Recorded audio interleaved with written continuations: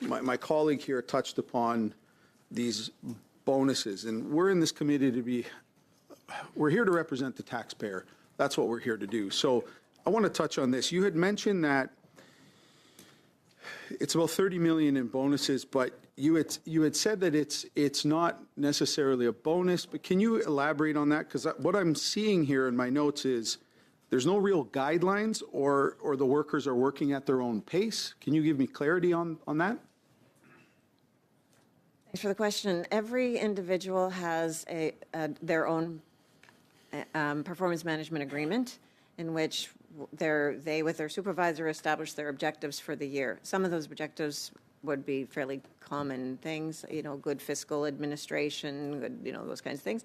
But then they have very specific targets based on what they are bringing to the organization.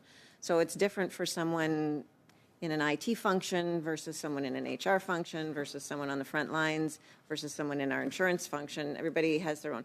So they with their supervisor are establishing their own objectives. If they don't meet their objectives, they are not entitled to that pay at risk. As I say, we don't call it, it's pay at risk. So we know that 99% of your organization met their standard. I still don't see clarity on that. I can appreciate that everybody has their own goals set out I guess, at the time of signing the contract. I don't think that's in my opinion, a good explanation to the taxpayer. I think that has to be a little bit more clear cut, because even if you work at a car lot, you understand where you're going to get above your base pay. You're clearly not a car lot. You're a massive organization.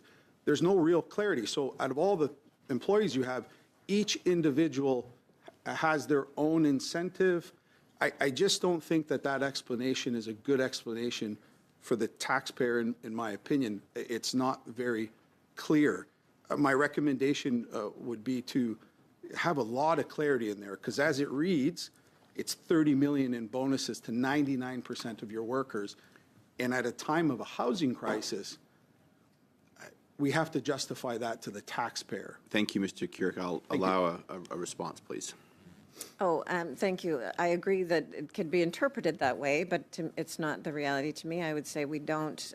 First of all, as I mentioned, Cmhc isn't responsible in and of itself is not capable of solving the housing crisis, so that can't be the overall measure. But also, very importantly, every person in Cmhc has a different way of contributing. I used the example of someone in IT. They're going to do an excellent job of their IT systems. Whether or not people are, whatever the situation is on the ground in a housing context. So everyone brings their own individual piece to the organization, and that is what is recognized through the performance pay.